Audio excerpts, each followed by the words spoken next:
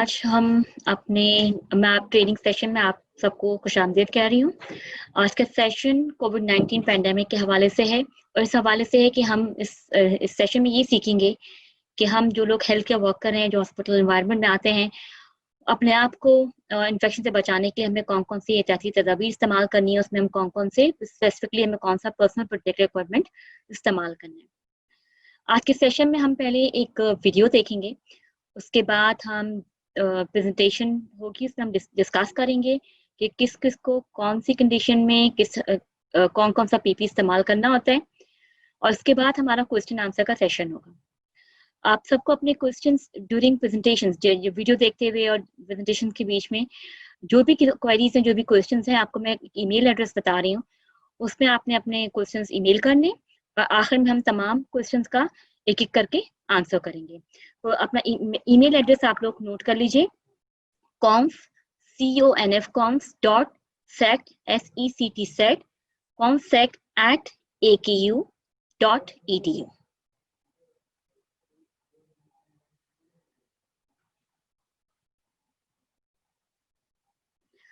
अब हम वीडियो देखेंगे।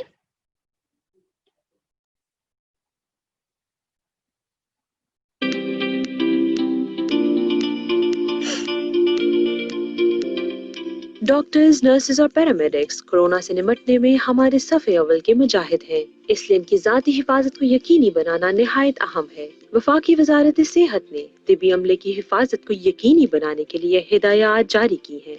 इस वीडियो पैगाम में इन्हीं हिदायत की रोशनी में आपको जाती हिफाजती सामान और इसके इस्तेमाल के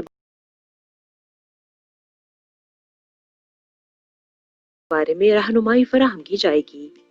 सबसे पहले देखते हैं कि जाती हिफाजती सामान में क्या क्या शामिल है। Medical mask. मेडिकल मास्क को आमतौर पर डॉक्टर्स और हेल्थ वर्कर्स इस्तेमाल करते हैं। ये मास्क वायरस और बैक्टीरिया को नाक और मुंह के जरिए जिस्म में दाखिल होने से रोकता है। N95 mask. ये एक स्पेशलाइज्ड मास्क है जिसकी 5 लेयर्स होती हैं। ये हवा के जरिए मुंतकिल होने वाले 95% जरासीम को रोकने की ताकत रखता है। डॉक्टर्स और हेल्थ वर्कर्स कोरोना के मरीजों के इंतहाई करीब ड्यूटी के दौरान इसे इस्तेमाल करते हैं। दस्ताने। रबड़ के बने ये दस्ताने किसी भी किस्म के तिबी अमल के दौरान हाथों को आलूदगी और जरासीम से महफूज रखते हैं और इन्हें सिर्फ एक बार इस्तेमाल किया जाता है।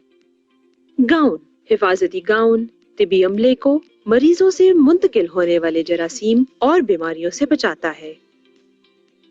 चश्मा। हेल्थ वर्कर्स की आंखों की हिफाजत के लिए चश्मा इस्तेमाल किया जाता है। ये सांस की तकलीफ में मुब्तला मरीज की सांस के साथ खारिज होने वाले जर्रात को आंखों में जाने से रोकता है।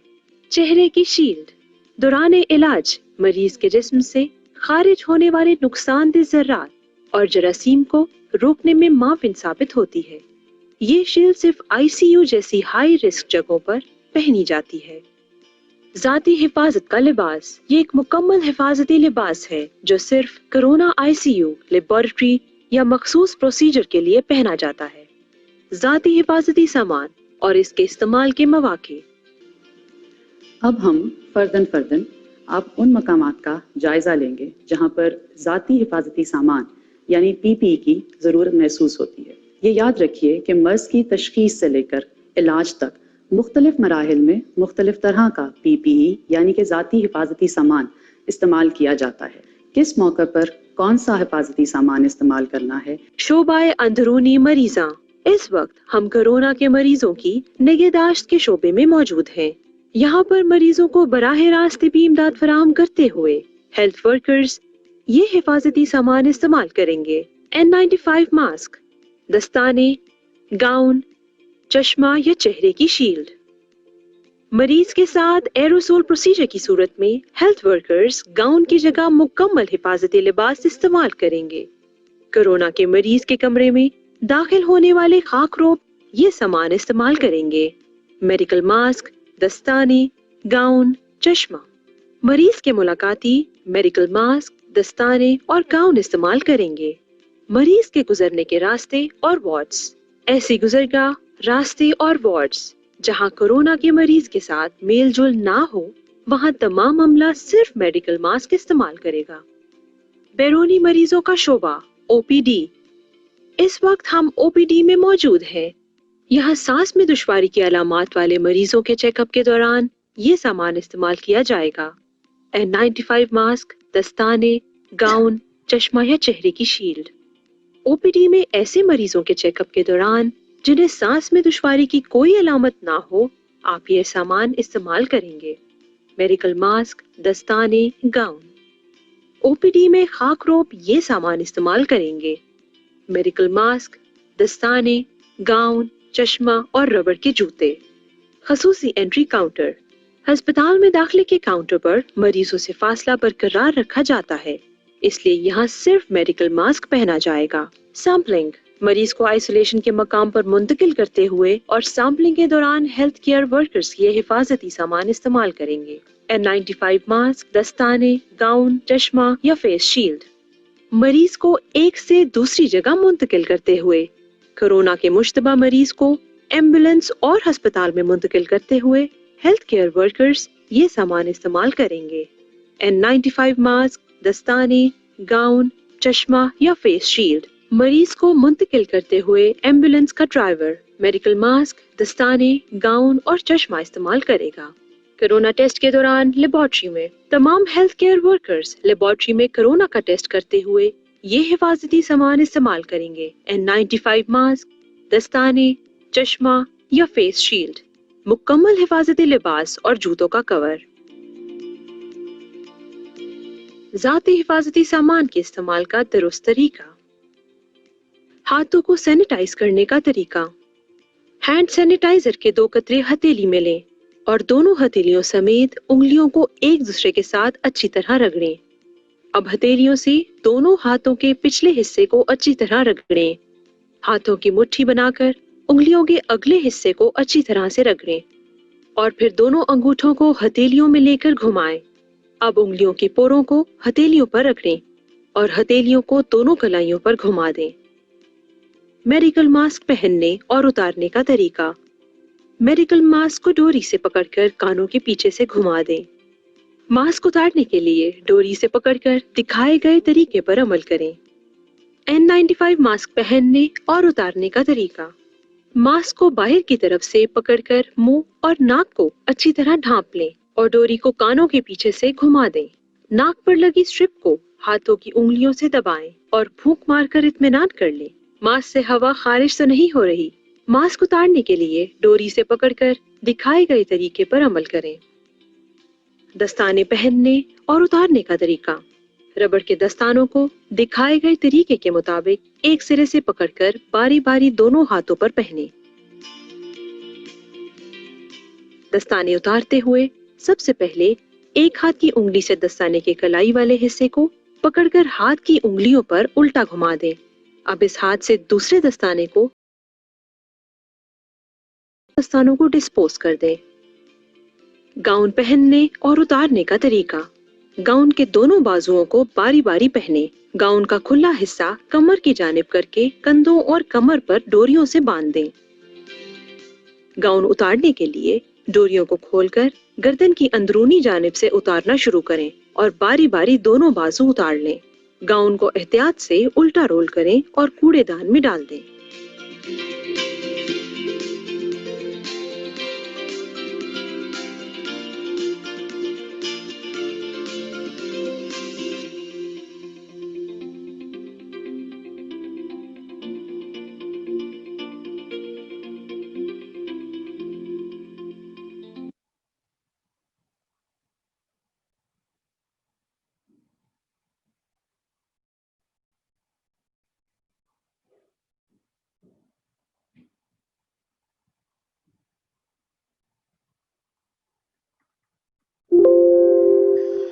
अब हम अब सेशन के दूसरे हिस्से की तरफ बढ़ते हैं, जिसमें हमने ये सीखना है कि पीपीई या पर्सनल प्रोटेक्टिव इक्विपमेंट या हिफाजती सामान में क्या क्या चीजें शामिल होती हैं।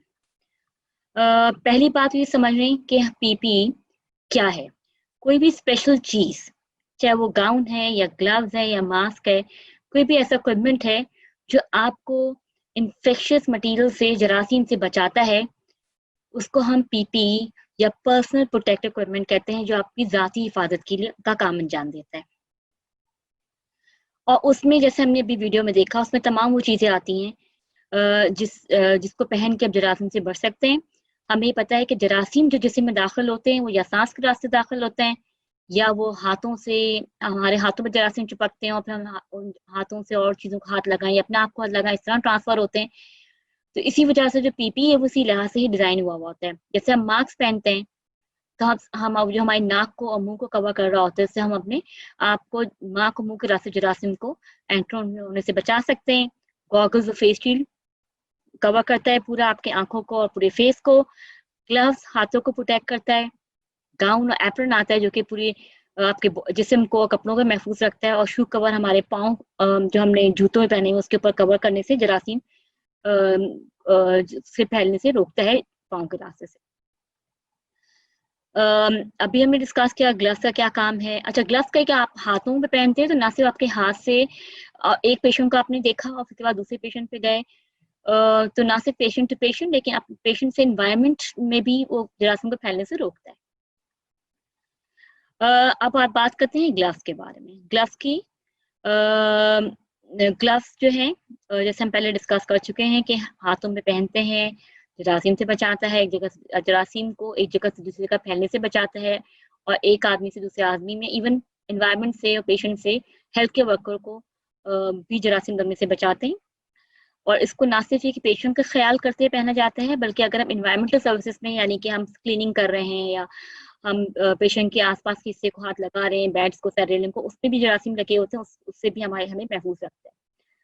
ग्लास बहुत सारी वैरायटी के होते हैं, डिफरेंट मटेरियल के बने हुए होते हैं। कॉमनली मटेरियल विनाइल है, लेटेक्स है, नाइट्राइल है, पॉलीथायरीन है, निप्रीन है। नॉट कॉमनली आमतौर पे लेटेक्स ग्लव्स इस्तेमाल किए जाते हैं। अगर लोग किसी को लेटेक्स ग्लव से एलर्जी है तो उस सूरत हाल में हम नाइट्राइल ग्लव्स का इस्तेमाल करते हैं। लेटेक्स ग्लव हम सबने देखे हुए होंगे, लाइट क्रीम कलर के होते हैं, फिर अवेलेबल हैं। और नाइट्राइल ग्लव्स जो होते हैं वो पर्पल, ब्लू, नीले या पर्पल या जामुनी कलर के अवेलेबल होते हैं। पॉलीथीन ग्लव्स और विनाइल ग्लव्स जो होते हैं, जो कि इस तस्वीर में आप वास्तव में देख सकते हैं, ये हॉस्पिटल में अवेलेबल तो होते हैं, मगर ये कोरोना की पेशेंट्स को का ख्याल करते हुए ये इनका पहनना मुनासिब नहीं है। ये वाले ग्लव्स जो हैं वो आपको प्रोटेक्शन नहीं देंगे एज कम्पेयर टू लेटेक्स और vinyl gloves. Do and don'ts of gloves use में क्या है कि आप जब हम ग्लव्स पहन लें तो हम ग्लव्स पहनने के बाद क्लीन एरिया को पहले असेस करें और फिर डर्टी एरिया की तरफ जाएं, क्योंकि ऑब्वियसली अगर आप गंदी जगह आपको पहले हाथ लगाएंगे जो कि जरासीम वाली हो और फिर आप क्लीन एरिया की तरफ जाएंगे तो वो क्लीन एरिया को भी डर्टी कर देगा। ठीक है, ग्लव्स पहनने के बाद आपने जिस काम के लिए ग्लव्स पहने हैं, आप मरीज का एग्जामिनेशन करने के लिए ग्लव्स पहने हैं या मरीज का कोई ड्रिप्स है, जो काम करने के लिए आपने पहना है ग्लव्स, वो आप काम करने के बाद कोशिश करें कि ग्लव्स उतार दें। वो उन्हीं गंदे ग्लव्स को जिससे आपने काम किया उसके बाद आप उन्हीं ग्लव्स पहने पहने हाथों से फाइल उठा रहे हैं या कोई दूसरा काम इन्वॉल्व करें, डोर नाफ्स को हाथ लगा रहे हैं, तो वो जरासीम फैलने का बाइस बनता है। तो जैसे ही आपने अपना जॉब कंप्लीट की, ग्लव्स पहनने के बाद आपने ग्लव्स को चेंज करना है, उतार देना है। और ग्लव उतारने के बाद उसको जो अप्रोप्रिएट उसका जो खास तौर पे डस्टबिन या कोई जो जगह पहले से मुंतखब की गई कि जहाँ पे अपना इन्फेक्शन मटेरियल को आपने डिस्पोज करना होगा उसमें डाल देना है, जमीन पे या पेशेंट के बेड साइड पे नहीं छोड़ना है। और माइंड यू, ग्लव्स पहनने का मतलब ये नहीं है कि हैंड हाइजीन का जरूरत खत्म हो गई है। ग्लव्स पहनने से पहले, ग्लव उतारने के बाद हैंड हाइजीन करना लाजमी है। कभी भी ये सारे डिस्पोजेबल ग्लव्स होते हैं, तो ग्लव्स को कभी भी ना तो वॉश करना है ना दोबारा रीयूज करना है। डिस्पोजेबल ग्लव्स ने इस्तेमाल किया उसके बाद उसको डिस्कार्ड कर दिया। मास्क है उसके बाद second, medical mask, surgical mask हैं जो कि प्रोटेक्ट करता है आपके मुंह को, नाक को ड्रॉपलेट से, फ्लैशेस से और पोटेंशियल कंटेमिनेंट एनवायरनमेंट। यानी कि जब मरीज खांसता है और छींकता है या बात भी करता है, उस सूरत हाल में मुंह से जरासीम निकलते हैं जो कि छोटे छोटे पार्टिकल्स बना लेते हैं। ठीक है, तो वो पार्टिकल भी हवा के रास्ते एक शख्स दूसरे शख्स में मुंतकिल होते हैं और इससे बचाव के लिए आपने मास्क पहनना होता है ताकि आप अपने आप को महफूज रख सकें। जो सर्जिकल मेडिकल मास्क जो होते हैं, हमारे मेडिकल मास्क जो हैं, जो नॉन कॉमनली आप यूज में होते हैं, वो पूरे के पूरे मुंह नाक के गिर्द सील नहीं बनाते। ठीक है, और जितने भी इन्फेक्टेड पर्सन, जितने भी लोग हैं जो इन्फेक्शियस हैं, जिनको क्या तो कंफर्म के इन्फेक्शन है या सस्पेक्टेड केस, उन सबका मास्क पहनना जरूरी है। और एक मास्क जो है वो 3 से 8 घंटे से ज़्यादा इस्तेमाल नहीं करना है। लेकिन अगर फ़र्ज़ करें कि 3 घंटे से पहले मास्क डिस्टॉर्ट हो गया है या वो विज़िबली सॉइल है, गंदा हो गया है, गीला हो गया है, उसमें बहुत ज़्यादा सिक्रीशंस लग गई हैं, तो आपको उसको फ़ौरन चेंज करना होगा। 3 लेयर्स होती हैं, आउटर नॉर्मल लेयर होती है, बीच में फ़िल्टर लेयर होती है, अंदर के सॉफ्ट फाइबर लेयर होती है। फिर दूसरी तरह के मास्क कॉमनली हम इस्तेमाल करते हैं हेल्थ केयर फैसिलिटी में, वो N95 रेस्पिरेटर मास्क है। रेस्पिरेटर मास्क जो होते हैं वो हमें वही काम करते हैं जो जो कि सर्जिकल मास्क का काम, मेडिकल मास्क का काम होता है, मगर दोनों में फ़र्क ये है कि इसकी प्रोटेक्शन ज़्यादा होती है। ये 95% जो है वो प्रोटेक्ट करता है पहनने वाले को इन्फेक्शन से, जरासीम से, और ये नाक और मुँह के आस-पास एक सील बना लेता है। ठीक है? आप इसको पहनते हो उसके बाद देखिए ऊपर एक क्लिप लगा होता है, उसको क्लिप को आप दबाएँ, उसके बाद यू कैन फ़ील कि भई आप पूरा एक सील बन गया है और उससे आपको कंप्लीटली एक प्रोटेक्शन मिली हुई है। लीकेज रिस्क 8% होता है जब भी N95 को जब N95 पहनना होता है, तो उस हेल्थ केयर वर्कर को पहले अपना फिट टेस्टिंग करानी पड़ती है कि ये जो पर्टिकुलर मास्क है वो उसके लिए वो फिट है भी कि नहीं। N95 की मैक्सिमम लाइफ स्पैन 40, आइडियली तो ये कि आप हर पेशेंट में नया पहने, लेकिन क्योंकि इतना यूज़ है, इतनी शॉर्टेज है उसमें, हम जो इंटरनेशनल भी नेशनल गाइडलाइन भी हमारी रिकमेंड करती है, 40 आवर्स से ज़्यादा हम इसको इस्तेमाल नहीं कर सकते। ऑब्वियसली 40 आवर्स का रफली अगर 8 दिन आप काम करते हैं और 8 दिन में 5 हफ्ते में 5 दिन एवरेज, आप एक दिन में एवरेज 5 घंटे काम कर रहे हैं, तो मैक्सिमम 1 हफ्ता तक इसको आप इस्तेमाल कर सकते हैं, प्रोवाइडेड कि इसकी सील ना ब्रेक हुई हुई हो, ये डिस्टॉर्ट ना हुआ, इसका स्ट्रक्चर खराब ना हो, पतला टेढ़ा-मेढ़ा हो गया है तो उसकी सील ब्रेक हो जाती है, इस्तेमाल के काबिल नहीं रहता है, या ये गंदा हो गया है। बहुत ज़्यादा पेशेंट की सिक्रीशंस आके लग गई हैं, सॉइल हो गया है, गंदगी लगी हुई है इसके ऊपर, गीला हुआ है, या इसका पूरा का पूरा टेढ़ा-मेढ़ा हुआ है, तो उस सूरत-ए-हाल में ये इस्तेमाल के काबिल नहीं रहता है। मास्क पहनते वक़्त से ये कॉमन ऑब्जर्वेशन हम सब ने देखी है कि लोग जब मास्क पहने हुए होते हैं, वो नाक के ऊपर नहीं होता, नाक के नीचे या थोड़ी की नीचे झूल रहा होता है। तो लाज़मी है कि अगर आपको कवरेज प्रॉपर तरीका है, कवर करना है, बचाना है अपने आप को, तो पूरा नाक और मुँह दोनों को ढाँपा हुआ हो। जो लोग जिन की दाढ़ी होती है, फेशियल हेयर, वो भी सील वाला मसला उनके साथ आता है क्योंकि वो प्रॉपर्ली फिट नहीं होता है। 95 के हवाले से मैं बात कर रही हूँ, फिर उनके लिए डिफरेंट तरह के मास्क रिकमेंड है। मास्क पहनने के बाद 95 के आप देखेंगे मेटेलिक एक आपको बैंड मेटेलिक पीस नज़र आएगा, उसको नाक के ऊपर दबाना होता है ताकि अच्छी तरह वो आपके चेहरे के स्ट्रक्चर के साथ वो फिट हो जाए। ये हम ऑलरेडी डिस्कस कर चुके हैं कि हर तरह के मास्क की डिफरेंट लेवल की प्रोटेक्शन होती है, तो जो काम N95 मास्क हमें प्रोटेक्शन प्रोवाइड करेगा, वो नॉर्मल मेडिकल मास्क प्रोवाइड नहीं करेगा। Use mask should not be reuse, उस सूरत-ए-हाल में कि जब अपना वो टाइम जो हम रिकमेंड करें वो पूरा कर चुका है, उसके बाद उसको इस्तेमाल नहीं करना, या अगर वो खराब हो चुका है उसको इस्तेमाल नहीं करना।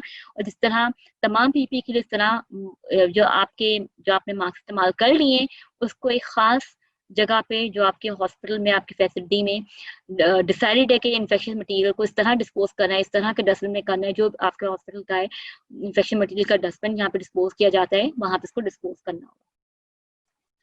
गाउन गाउन आपके जिस्म की प्रोटेक्शन के लिए होता है। 3 तरह की चीज़ें कॉमनली इस्तेमाल होती हैं, गाउन है, एप्रन है और कवरऑल्स हैं। गाउन्स जो होते हैं वो पूरे आपके बाजुओं को और जिस्म को पूरा कवर करते हैं, और गाउन जो है उनका पर्पस ये होता है कि जितनी भी पेशेंट्स के जिस्म से निकलने वाली रतूबत है, सिक्रीशंस हैं, कोई सक्शन कर रहे हैं तो उसकी रिस्पिरेटरी सिक्रीशंस हैं, या खून निकल रहा है, या और दूसरी बॉडी सिक्रीशंस हैं, बॉडी फ्लूइड है, उससे आपको बचाता है।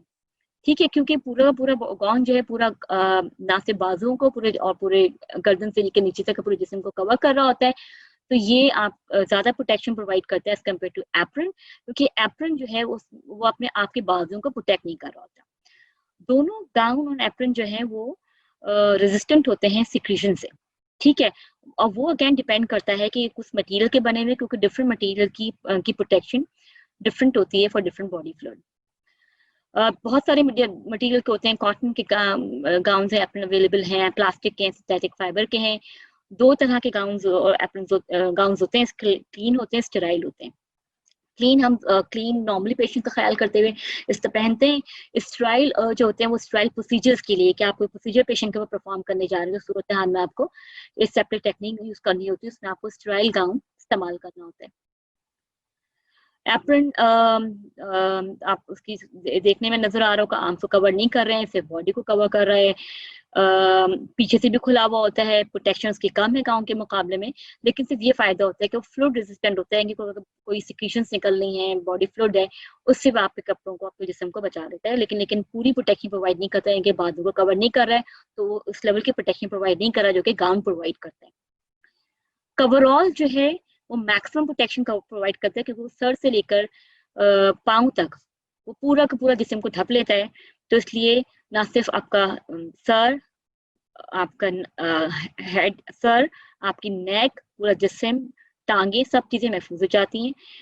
परमेबल तो ये भी जो है सिर्फ वेपर से परमेबल है, लेकिन बॉडी और बॉडी फ्लो से भी प्रोटेक्शन प्रोवाइड कर रहा होता है। डिफरेंट तरह की, अगेन जिस तरह का मटेरियल यूज होगा उसी लेवल की का वो प्रोटेक्शन प्रोवाइड करता है। इसको जो है पहन के इतफा सारे परफॉर्म करके अपना जो भी आप पेशेंट के साथ केयर कर रहे हैं उसके बाद ही इसको आपको उतारना होता है, और इसको फाड़ना मुश्किल होता है, इसको कट करके, या इसको जो भी तरीका है कि डॉफ करने का वो आपको अडॉप्ट करना पड़ेगा। इजीली आप इसको पहनना उतारना, उसके लिए प्रॉपर ट्रेनिंग की जरूरत होती है। अच्छा जी, अगर आप पेशेंट का ख्याल करने जा रहे हैं और जो कि आप एक्सपेक्ट कर रहे हैं कि भी आपके जो है बाजू भी आपके एक्सपोज होंगे सिक्रीशन से, जो कि कॉमनली हम कोविड पेशेंट्स में हम ये रिकमेंड करते हैं कि क्योंकि आपको नहीं पता कि आपकी क्योंकि बहुत कंटीजियस है और आपके एक्सपोजर के चांसेस बहुत ज्यादा हैं, तो कोविड-19 को डील करते हुए, पेशेंट को डील करते हुए हम गाउन ही रिकमेंड करते हैं। ठीक है, और आपको पता होना चाहिए कि जिस तरह का आप गाउन यूज कर रहे हैं उसकी कितना आपको बचा रहा है, कि भाई वो फ्लूइड से बचा रहा है कि नहीं बचा रहा, ब्लड से, बॉडी सिक्रीशन से भी बचा रहा है कि नहीं बचा रहा। और आप जो है अगर नॉर्मली पेशेंट का ख्याल करने जा रहे हैं, उसको एग्जामिन करने जा रहे हैं, उसकी केयर करने जा रहे हैं, तो आपने सिर्फ खाली क्लीन गाउन इस्तेमाल करने, और कोई एसेप्टिक प्रोसीजर हो रहा है जैसे कुछ फ्रंटलाइन पास हो, उसमें फिर आपको स्टेराइल गाउन यूज करना होगा। एक दफा आपने पेशेंट के कमरे में, पेशेंट के करीब उसका सारा जो भी आपका जो कांटेक्ट था, जो उसका काम था आपका पूरा हो गया है, तो पेशेंट की बेड साइड से के पास हटने के बाद और पेशेंट के कमरे से बाहर निकलने से पहले आपको अपना गाउन जो है उसको रिमूव करना होगा, और उसको अप्रोप्रिएट जो जगह है, हैम्पर है आपका, जो जगह डेजिग्नेटेड है पहले से कि वहाँ पे सारे यूज्ड पीपी को डिस्पोज करना होगा, वहां पे आपको इसको डिस्पोज करना होगा।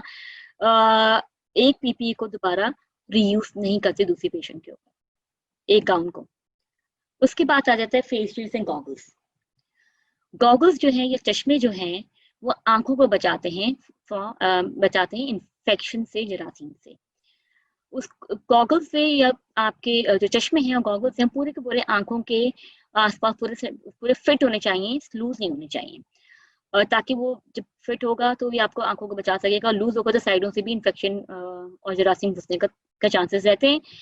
जो गॉगल्स, जो चश्मे इस्तेमाल होते हैं, उसमें एंटी फोक फीचर होता है, इनको धुंधला होने से, आगे की सरफेस को, आगे का जो उसका ग्लास वाला एरिया उसको धुंधला होने से बचाता है, और ताकि आप आराम से आप जो है देख सकें, नजर पे इफेक्ट ना पड़े। गॉगल्स के साथ मसला दूसरा ये होता है कि क्योंकि आपने गॉगल्स पहनने के बाद आप साइड की चीजें जो है वो नजर आने में प्रॉब्लम होता है, आपको पूरा गर्दन घुमा के देखना पड़ता है, तो फील और व्यू है कि नजर देखने के लिए थोड़ा सा प्रॉब्लम आता है। अदरवाइज अगर वेल फिटेड गॉगल्स हैं तो वो अच्छे हैं इस्तेमाल करने के लिए, हिफाजत के लिए। फेस केयर जो होती है वो पूरे आपके पेशानी से लेकर होती हुई आंखों के आगे, मुंह और नाक को कवर करती है, थोड़ी के नीचे तक होती है, तो एक तरीके से पूरे फेस को वो हिफाजत फराहम कर रही होती है। और जिस वक्त आपको ये खतरा उस बात का कि खाली गॉगल पहनने से, मास्क से काम नहीं चलेगा, बल्कि पेशेंट इस तरह का है जो आप फर्स्ट इंस्ट्रक्शन करने जा रहे हैं पेशेंट्स की, या जो भी एक्टिविटी करनी है उसमें ज्यादा चांसेस हैं कि वो जो छींटे निकलेंगे गंदे, या जो सिक्रीशंस होगी वो आपके चेहरे को को मुतासिर कर सकती है। वहां पे तो ज्यादा अच्छा होगा कि आप फेस शील्ड का इस्तेमाल करें, क्योंकि वो ज्यादा कवर कर रही होती है, और बल्कि पूरे ही फेस को और थोड़ी से गर्दन के नीचे, थोड़ी के नीचे गर्दन के अपर वाले हिस्से को भी कवर कर रही होती है। तो जिस जगह पे आप ये समझ रहे हैं कि ज्यादा खतरा है एक्सपोजर का, उसमें आप फेस शील्ड इस्तेमाल करें। और जो गॉगल के साथ मसला, जो चश्मे के साथ मसला आता है कि देखने का, कि आपको साइडों की चीज देखने में मसला होता है, तो फेस शील्ड के साथ जो है वो ये वाला प्रॉब्लम नहीं आता है। शू कवर है, शू कवर जो है, जो गंदगी फर्श पे लगी होती है वो उसको आपके जूतों पर लगने से बचाते हैं, पॉलीथीन मटेरियल के शू कवर होते हैं, वाटर रेजिस्टेंट होते हैं, सिक्रीशन से गीले हो आपके जूतों को इवन पानी से और सिक्रीशन से बचा रहे होते हैं। लेकिन बहुत इस तरह के मटेरियल होता है कि उसकी बहुत आराम से ये फट जाते हैं और उसको आप एक यूज के बाद आपको बहुत आराम से इस्तेमाल करना होता है, उसको फौरन डिस्पोज भी कर देना होता है इस्तेमाल करने के बाद। और माइंड यू पीपी के उतारने चढ़ाने के बाद आपको हैंड हाइजीन का ख्याल करना होगा। गम बूट्स, रबड़ बूट्स जो हैं वो ना सिर्फ पाँव को बल्कि पाँव और टांगों को, घुटनों के तक की लेंथ तक टांगों को और पाँव को इन्फेक्शन से और गंदा और गीला होने से और गंदा होने से बचाते हैं। वाटरप्रूफ होते हैं, केमिकल रेजिस्टेंट होते हैं, थिक रबड़ के बने हुए होते हैं और इवन इतने थिक मटेरियल होता है कि इलेक्ट्रिक शॉक से भी बचा रहा होता है।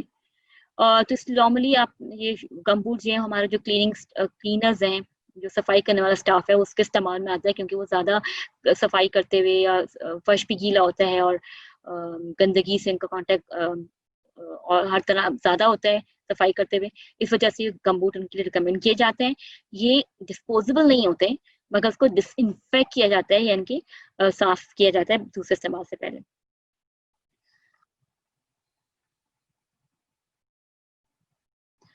अब हमने ये देख लिया कि हम कौन कौन सी पीपी जो है, पीपी में कौन कौन सी चीज़ें शामिल होती हैं।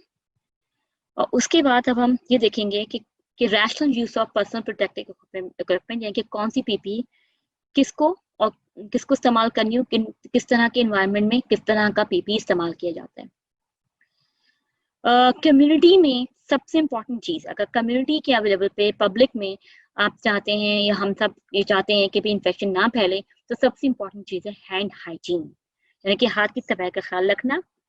उसके बाद है रिस्पिरेटरी हाइजीन, यानी कि खांसते हुए छींकते हुए अपने मुंह को, नाक को कवर करें, आइडियली टिश्यू से कवर करें या हाथों से कवर करें। अगर कुछ अवेलेबल नहीं है, बल्कि हाथों से बजाय नहीं टिश्यू से कवर करें, या अगर टिश्यू अवेलेबल नहीं तो अपनी कोहनी के बैंड में छींकें ताकि वो आपके हाथ भी महफूज रहें और जरासीम एनवायरनमेंट में ना फैलें। और फौरन इसके बाद अपने टिश्यू से कवर किया अपने मुंह को और नाक को। खांसने के बाद, छींकने के बाद टिश्यू आपने फौरन डस्टबिन में डालो और हैंड हाइजीन की है। गंदे आपको इस बात से अवॉइड करें कि आप बार बार अपने आंखों को और मुंह को, नाक को हाथ लगा दें, क्योंकि हमें नहीं पता होता किस वक्त हमारे हाथ गंदे हो चुके हैं और जरासीम लग चुके हैं, इस तरह हम अपने जरासीम को फैलाने का बाइस बनते हैं। किसी भी आदमी को, किसी भी शख्स को अगर कोई भी अलामात हैं, खांसी जुकाम है, गला खराब हो रहा है, नाक बह रही है, कोई भी रेस्पिरेटरी सिम्टम्स हम कहते हैं हो, तो वो मास्क पहने। बल्कि अब तो जरूरी है कि चाहे सिम्टम हो या ना हो, कोशिश करें कि मास्क पहने, क्योंकि हो सकता है आपको ना हो लेकिन जिससे आप कांटेक्ट में आ रहे हो उसको सिम्टम्स हो, तो मास्क पहना लाजमी है। और सोशल डिस्टेंस मेंटेन रखें कि आप किसी भी तरह की मुलाकात में जो दूसरे लोगों से हो रही है, चाहे वो बाजार है, चाहे आपका ऑफिस है, कहीं मीटिंग है, हॉस्पिटल में, कम से कम, वैसे तो आइडियली 6 फीट है, लेकिन कम से कम 3 फीट का जो हमारी गाइडलाइन कहती है, 3 फीट का आपको फासला बरकरार रखना है। Health care worker health care worker वो लोग हैं जो हॉस्पिटल में काम करते हैं, जो हेल्थ केयर फैसिलिटी में काम करते हैं, जहाँ पे मरीजों का ख्याल रखा जाता है, तो उनको ज़्यादा खतरा होता है, इसलिए कि वो पेशेंट से ज़्यादा कांटेक्ट में होते हैं और इन्वायरमेंट में ज़्यादा जरासीम होते हैं, तो उनको हेल्थ केयर वर्कर्स को जरासीम मिलने का ज़्यादा खतरा होता है। इस वजह से उनको एक्स्ट्रा प्रिकॉशन लेनी पड़ती है अपने आप को बचाने के लिए जरासीम से, as compared to people who are living in the community. ठीक है, अब खाली ये मालूम होना काफ़ी नहीं होता कि ये सब पीपी है, बल्कि आपको पता होना चाहिए कि किस सूरत हाल में हमें कौन कौन सा हिफाजती सामान या पर्सनल प्रोटेक्टिव इक्विपमेंट या पीपी इस्तेमाल करना है और कौन कौन सा करना है, किस हालात में कौन कौन सा इस्तेमाल होगा, और उनको पहनना कैसे, जैसे हम डॉनिंग कहते हैं, उतारना कैसे, जिसे हम डॉफिंग कहते हैं। किसी भी इन्फेक्शन से बचने के लिए सबसे अच्छा आइडियल तरीका तो ये होता है कि उस इन्फेक्शन को जड़ से खत्म कर दें, ना वो होगा ना दूसरे लोगों को लगेगा। एटलीस्ट अगर ये नहीं कर सकते तो आपको फिर दूसरी तरह के तरीके अडॉप्ट करने पड़ते हैं, जिससे हम कम से कम लोगों में इन्फेक्शन फैला सकें और इन्फेक्शन से बच सकें। पहली बात तो ये कि जब बहुत कॉमनली कोविड-9 पैंडेमिक में आपने सुना हो कि पेशेंट को आइसोलेट कर देते हैं, यानी कि आइसोलेट कर दें, यानी कि सस्पेक्ट या कंफर्म केस उनको लोगों से अलग रखें और खुद भी कम से कम घर से बाहर निकलें और लोगों से कॉन्टैक्ट में रहें, ताकि इन्फेक्शन फैलने के कम से कम चांसेस हों। एडमिनिस्ट्रेटिव कंट्रोल होता है, यानी कि जिस तरह हम काम कर रहे हैं उस तरीके को मॉडिफाई कर दें। जैसे मैं एग्जांपल देती हूँ हमेशा, क्या बहुत सी हमारी फेस टू फेस मीटिंग जब जूम पे मीटिंग होने लगी, ऑनलाइन मीटिंग, ताकि लोगों से कम कॉन्टैक्ट हो, इन्फेक्शन फैलने का कम से कम चांसेस हो। और फिर सबसे आखिर में ये कि पीपीई यानी कि protect the worker with personal protective equipment, यानी कि हम जब ऑब्वियसली ऐसी सूरत होती है कि इसमें आपको ऐसे पेशेंट का ख्याल करना है, आपने क्लोज कॉन्टैक्ट आप अवॉइड नहीं कर सकते क्योंकि हम हेल्थ केयर वर्कर हमें अपनी सर्विसेज प्रोवाइड करनी है। उसमें भी लाजमी है कि फिर हम जब भी पेशेंट से कॉन्टैक्ट में आए तो फिर हम हमने हिफाजती इकदाम लिए हुए हों ताकि अपने आप को इन्फेक्शन से बचा सकें। अब हॉस्पिटल में इन पेशेंट्स हॉस्पिटल वार्ड्स होते हैं, आईसीयूज होते हैं और पेशेंट फैसिलिटी होती है, लेबोरेटरी होती है, तो हमें अब ये सीखना है कि किस तरह के एनवायरनमेंट में किस तरह का पीपी इस्तेमाल करना है।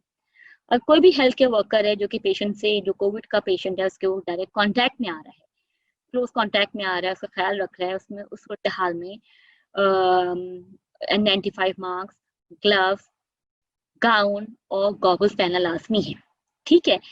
और ऐसे हेल्थ केयर वर्कर जो कि सिक पेशेंट जो होते हैं कोविड का, उनका ख्याल रख रहा है, आईसीयूज में है कोविड का पेशेंट, स्पेशल केयर में है और यहाँ पे उनकी जो है उनको हाई फ्लो ऑक्सीजन मिल रही है, कोई भी ऐसा प्रोसीजर जिसको हम एरोसोल जनरेटिंग प्रोसीजर कह रहे हैं, यानी कि हाई फ्लो ऑक्सीजन मिल रही है, पाइप लगा हुआ है, सक्शन कर रहे हैं, उसमें ज्यादा चांसेस होते हैं कि जरासीम के लगने के एनवायरनमेंट में और एनवायरनमेंट फैलने के और हेल्थ केयर वर्कर को लगने के, तो उसमें फिर हमें अपनी प्रोटेक्शन और बढ़ानी पड़ेगी, यानी कि फिर N95 मास्क, ग्लव्स, गॉगल्स के अलावा आइडियल सिचुएशन में आप कवरऑल पहने, अगर कवरऑल नहीं तो एटलीस्ट गाउन पहने और फेस शील्ड अवेलेबल हो तो फेस शील्ड लगा लें और आपको प्रोटेक्शन प्रोवाइड करेगी।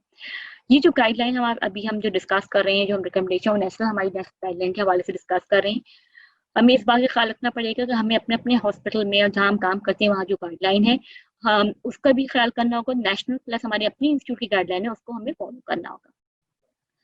पेशेंट का कमरा साफ करने के लिए जो हमारा क्लीनर होता है, उसको जब वो पेशेंट के कमरे में जाएगा सफाई करने के लिए, क्लीन करने के लिए, तो उसने सर्जिकल मास्क पहनना है, ग्लव्स एंड गाउन पहनना है, गॉगल्स पहनना है और रबर बूट्स पहनने हैं, ठीक है। जो विजिटर्स हैं, विजिटर आइडियली तो कम से कम हो, लेकिन जो विजिटर्स जो पेशेंट का उससे मिलने आ रहे हैं उनको भी सर्जिकल मास्क, ग्लव्स और गाउन पहनना जरूरी होगा। अच्छा, हॉस्पिटल में जो कॉरिडोर्स होते हैं जहाँ पे सिर्फ जो है स्टाफ का और पेशेंट्स का आना जाना होता है, वहाँ पे किसी किस्म का कोई पेशेंट का कोई प्रोसीजर कोई चीज़ नहीं हो रही थी, सिर्फ गुजरने वाली जगहें जो होती हैं वहाँ पे सर्जिकल मास्क पहनना पेशेंट्स के लिए भी और हेल्थ केयर वर्कर के लिए काफ़ी होगा। फिर आ जाते हैं ट्रायज एरिया की तरफ। ट्रायज एरिया ये होता है यहाँ पे पेशेंट की स्क्रीनिंग की जाती है, यहाँ पे पेशेंट एंटर होते हैं इमरजेंसी में या क्लिनिक्स में और हमसे सिर्फ ये सवाल जवाब कर रहे होते हैं कि भाई इनको कोई सस्पेक्टेड सिम्टम्स तो नहीं है कोरोना के। उसमें फिर जो हेल्थ केयर वर्कर है तो वो मेक श्योर कि वो बहुत डिस्टेंस हो, जैसे हमने वीडियो में भी देखा कि पूरा एक ऐसा यूनिट, ऐसा काउंटर बना हुआ है जो कि उसकी ग्लास वॉल है इसकी और फासला बरकरार हुआ है, तो एक तो डिस्टेंस बरकरार रखना है और जो हेल्थ केयर वर्कर जो स्क्रीनिंग काउंटर पे, ट्रायज काउंटर पे है, वो खाली अगर सर्जिकल मास्क पहन ले और फासला बरकरार रखे तो उसके लिए काफी होगा। और जो पेशेंट हैं जो कि ट्रायज एरिया में आ रहे हैं स्क्रीनिंग के लिए कोविड की, उनके लिए भी क्या उनको रिस्पिरेटरी सिम्टम्स हो या ना हो, वो वहाँ उन पेशेंट्स के लिए भी एडवाइस है कि वो सर्जिकल मास्क पहनेंगे और डिस्टेंस मेंटेन रखेंगे।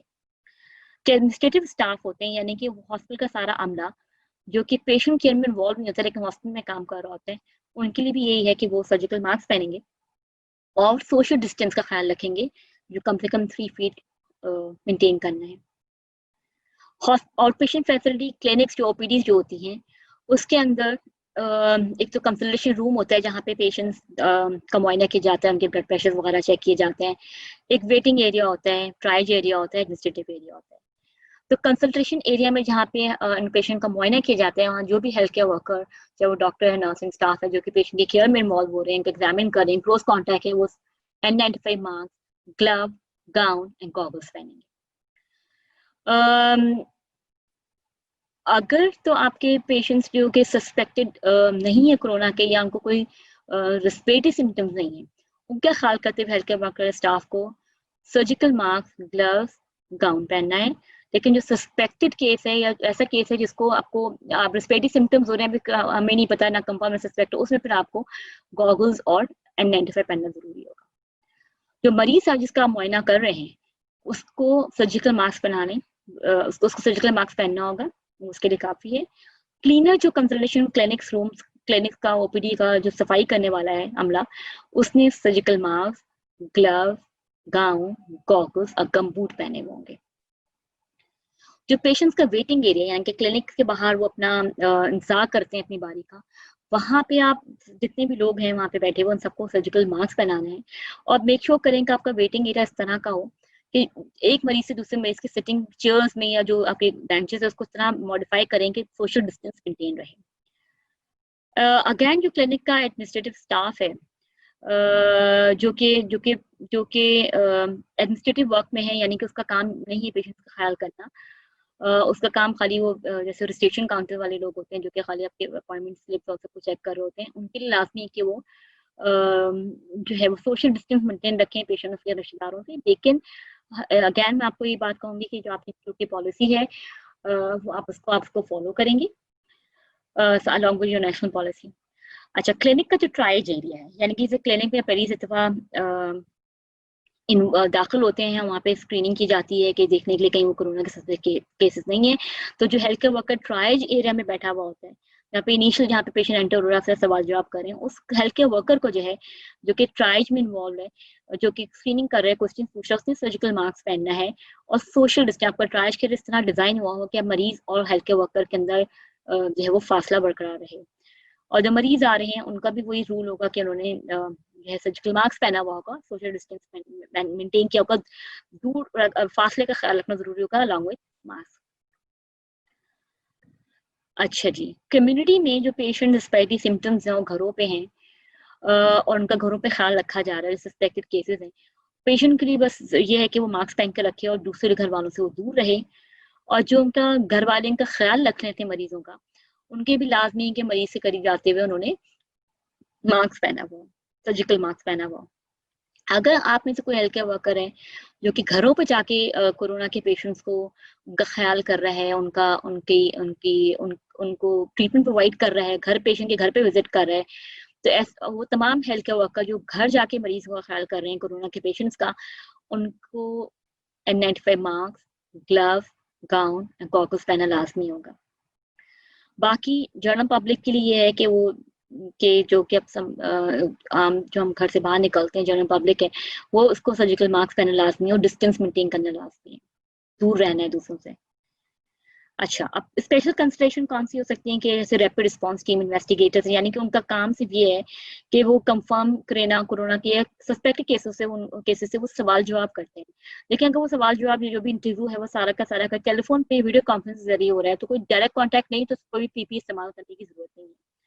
लेकिन अगर आप लेकिन कोई भी आदमी जो कि कोरोना के पेशेंट से इंटरव्यू कर रहा है और वो फिजिकली वहाँ पे मौजूद है पेशेंट, तो उस सूरत हाल में जो इन्वेस्टिगेटर है, जो सवाल जवाब पूछने वाला अमला है, वो N95 mask, gloves, gown, goggles पहनेगा और वो डिस्टेंस मेंटेन रखेगा एटलीस्ट 3 फीट का, ताकि एक्सपोजर कम से कम। पॉइंट ऑफ एंट्री यानी कि जहाँ से पेशेंट्स जो हैं वो एंटर होते हैं हॉस्पिटल के अंदर, और वहाँ पे आप पॉइंट ऑफ एंट्री पे आप स्क्रीनिंग एरिया बनाते हैं, जो हमने पहले डिस्कस किया कि या तो इमरजेंसी के थ्रू पेशेंट आते हैं हॉस्पिटल में, या वार्ड के थ्रू, या आपके क्लिनिक में आ रहे होते हैं, तमाम एरिया पे स्क्रीनिंग काउंटर्स बने हुए होते हैं। पहला स्क्रीनिंग काउंटर होता है, फिर सेकंड स्क्रीनिंग काउंटर होता है। जो पहला स्क्रीनिंग काउंटर है, यानी कि जहाँ पे आप डायरेक्ट कॉन्टैक्ट में पेशेंट से नहीं है, जो हमने पहले भी जिक्र किया कि अक्सर वो स्क्रीनिंग काउंटर लोगों ने ऐसे बनाए हुए होते हैं कि वो बीच में डिस्टेंस मेंटेन रखा हुआ होता है, तो डिस्टेंस तो मेंटेन करना है, लेकिन जो भी अमला स्क्रीनिंग के लिए बैठा होगा, जो भी हेल्थ केयर वर्कर होगा, उसने सर्जिकल मास्क, ग्लव्स, गाउन का पहनना जरूरी होगा। उसका काउंटर या टेबल ऐसी होगी कि सोशल डिस्टेंस मेंटेन रहे। अच्छा, दूसरी बात ये कि ऐसा भी होता है कि आपने और ये वो अमला जो कि स्क्रीनिंग में सिंपल ये भी कर रहा होता है, खाली वो टेम्परेचर चेक कर रहा होता है, जैसे आप हॉस्पिटल में एंटर हो रहे हैं और या कहीं वहाँ पे से उसको टेम्परेचर चेक कर रहा है अपनी गन से, उसमें भी जो है जरूरी है कि उसने मास्क, ग्लव्स, गाउन पहना और डिस्टेंस मेंटेन रखे, दूर से वो चेक करेगा। फिर दूसरा स्क्रीनिंग काउंटर जो है जहाँ पे आप पेशेंट को इंटरव्यू करते हैं कि सिम्टम्स के बारे में, कि जुकाम, खांसी, बुखार नहीं, उसमें भी जो है वो डिस्टेंस मेंटेन करना है। और जो अमला ये काम कर रहा है कि वो सवाल जवाब कर रहा है, उसमें भी वो ग्लव्स, गाउन, मास्क पहनेगा और वो उसका डिस्टेंस मेंटेन रहेगा। स्क्रीनिंग एरिया को जो साफ करने का अमला है, क्लीनर है, उसने सर्जिकल मास्क पहनना है, ग्लव्स एंड गाउन पहनने हैं, गॉगल्स पहने हैं और रबर बूट पहने हैं फुल लेंथ वाले। टेम्पररी आइसोलेशन एरियाज यानी कि आपने ऐसा एरिया जहाँ पे हम कोरोना के सस्पेक्टेड केसेस को रखते हैं वक्ती तौर पे, ताकि उनको दूसरी जगह ट्रांसफर कर दें। तो अगर तो सिर्फ स्टाफ जो है उसका काम ये है, वो डायरेक्ट पेशेंट के कांटेक्ट में नहीं आ रहा, लेकिन सिर्फ एरिया में उसको एंटर होना है, अपने दूसरे काम करने हैं, सिर्फ इसमें मास्क ग्लव्स पहनना है और पेशेंट और डिस्टेंस मेंटेन रखना है। लेकिन वो तमाम स्टाफ, वो तमाम हेल्थ केयर वर्कर जो कि सस्पेक्टेड केसेस को, सस्पेक्टेड पेशेंट्स को कोरोना के हेल्प कर रहे हैं किसी भी हवाले से, उनके क्लोज कांटेक्ट में आ रहे हैं और उनको जगह से ट्रांसफर करने में मदद कर रहे हैं, उन्होंने क्योंकि उनका क्लोज कांटेक्ट हो रहा है तो उन्होंने N95 mask, gloves, gown, goggles पहनना उनका जरूरी है। और इस ऐसे तमाम टेम्पररी आइसोलेशन एरिया का जो क्लीनर है, सफाई का अमला है, उसने surgical mask, gown, gloves, goggles और रबर बूट्स पहनने हैं। अब एक टेम्पररी आइसोलेशन एरिया से आप पेशेंट को एम्बुलेंस के जरिए दूसरी जगह पर मुंतकिल करते हैं, तो एम्बुलेंस ट्रांसफर में जो हेल्थ केयर वर्कर हैं, जो कि नर्सिंग स्टाफ है, फिजिशियंस हैं, जो कि सस्पेक्टेड या कंफर्म केसेस को एक जगह से दूसरी जगह ट्रांसफर कर रहे हैं, वो N95 मास्क, ग्लव्स, गाउन और गॉगल्स पहनेंगे।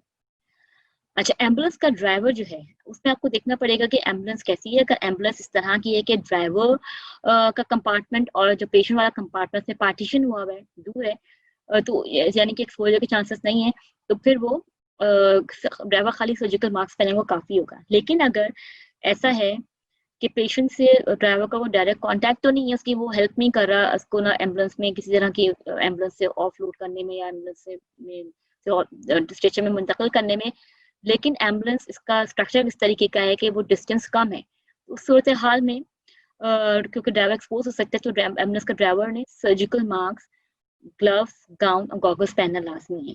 और अगर वो ड्राइवर जो है पेशेंट को हेल्प भी कर रहा है स्ट्रेचर से उतारने में और उसको स्ट्रेचर में मुंतकिल करने में अस्पताल के अंदर, उस सूरत हाल में भी ड्राइवर को सर्जिकल मास्क, ग्लव्स, गाउन और गॉगल्स पहनना लाजमी होगा।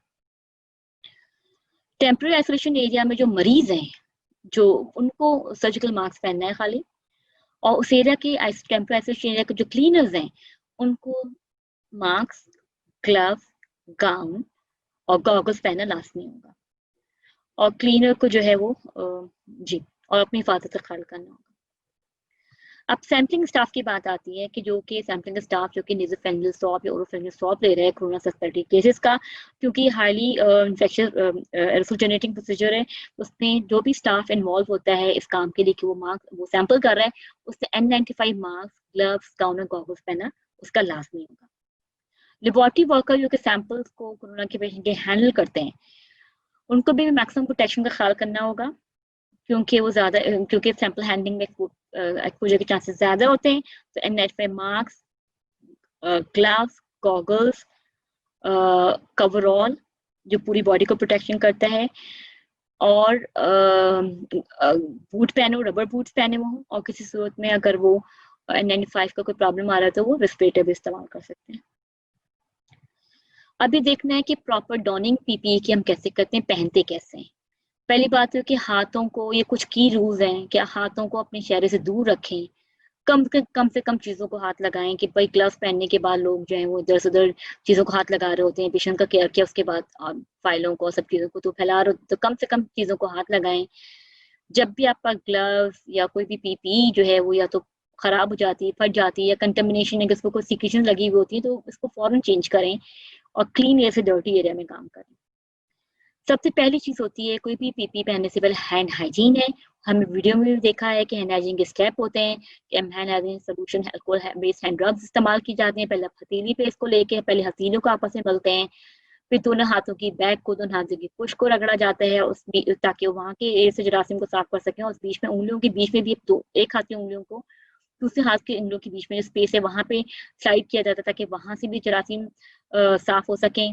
दोनों हाथों की मुट्ठियों को एक करके रगड़ा जाता है ताकि उस एरिया से जरासीम को हटा सकें। फिर अंगूठों को साफ किया जाता है, फिर उंगलियों की पोरों, सीधे हाथ से उल्टे हाथ की हथेली पर, उल्टे हाथ से सीधे हाथ की हथेली पे उंगलियों की पोरों को आप रिवॉल्विंग मूवमेंट में घुमाने की सूरत हाल में से हमें वीडियो में देखा है, मूव करते हैं ताकि वहां से जरासीम को हटा सकें। और फिर उसके बाद सबसे आखिरी स्टेप में अपनी कलाइयों को साफ किया जाता है।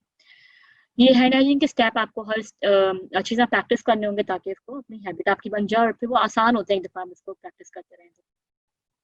हैंड हाइजीन के बाद सबसे पहली चीज अपने गाउन पहननी है।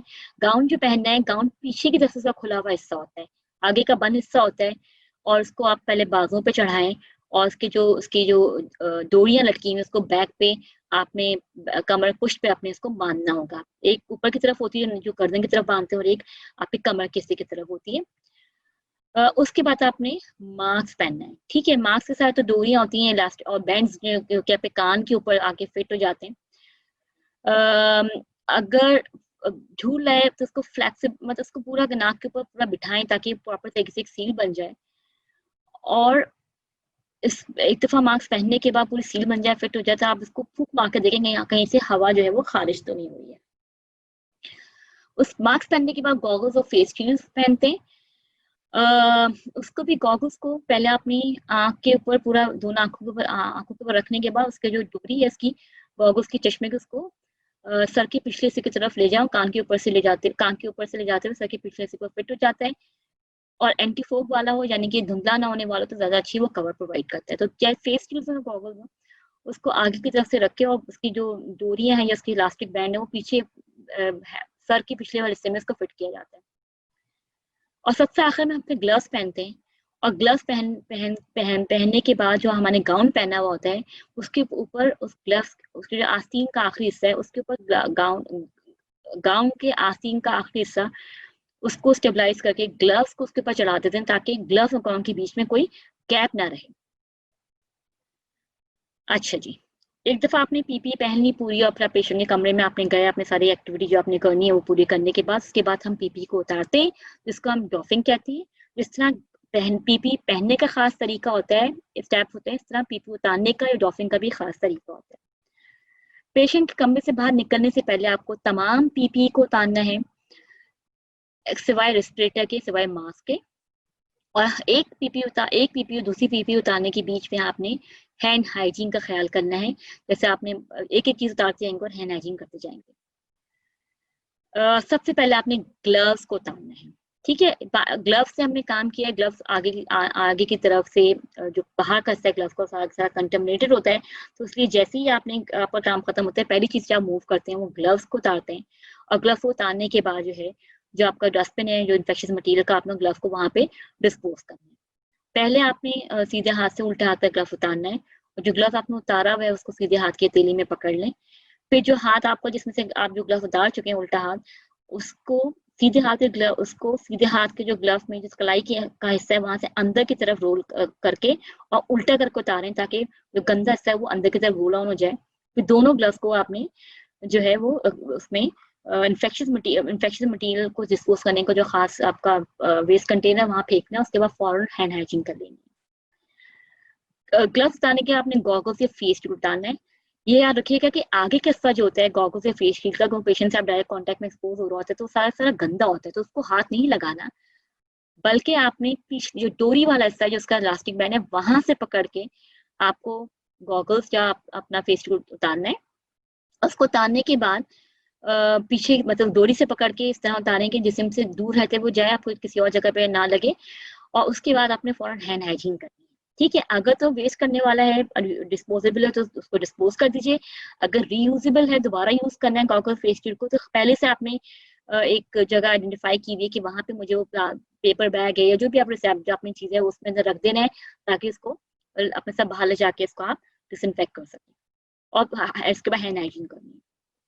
उसके बाद आपने गाउन उतारना है। ठीक है, जिस तरह हमने फेस शील्ड और गॉगल्स के बारे में बात की कि सामने के हिस्सा गंदा है, इस तरह गाउन का भी सामने के हिस्सा गंदा होता है। सामने के हिस्से को आपने हाथ नहीं लगाना, पीछे से अपने हाथों से आपने डोरियों को लूज करना है, और उसको बाहर की तरफ रोल करते हुए ऐसा उतारना है कि जो सारा का सारा गंदा हिस्सा है फ्रंट का, वो अंदर की तरफ रोल होता हुआ चला जाए। ठीक है, और ऊपर से नेक से और शोल्डर से होते हुए, अपनी गर्दन से और बाजू से होते हुए आप उसको अपने पूरे बाजू से उतारिए। उसके बाद पूरा अंदर की तरफ रोल करते हुए इसको निकाल दीजिए। और उसके बाद आपने इसको, जो भी आपका हैम्पर है या इन्फेक्शन मटेरियल डालने की जो आपकी जो डेजिग्नेटेड आपके हॉस्पिटल जो हिस्सा है, जो जिसमें डाला जाता है, हैम्पर में डाला जाता है, जो भी प्लास्टिक बैग उसके अंदर, उसको डालने के बाद आपने फौरन हैंड हाइजीन करना है।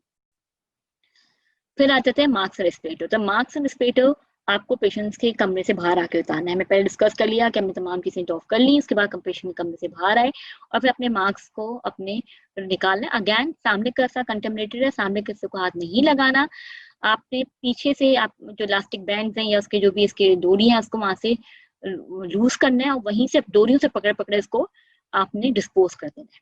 ठीक है, उसके बाद अपनी हैंड हाइजीन करनी है। हैंड हाइजीन के स्टेप हम पहले डिस्कस कर चुके हैं। तो ये प्रॉपर डॉफिंग और डॉनिंग का तरीका जो है हमें ख्याल रखना है, प्रैक्टिस करना है बार बार, ताकि हम अपने आप को बचा सकें।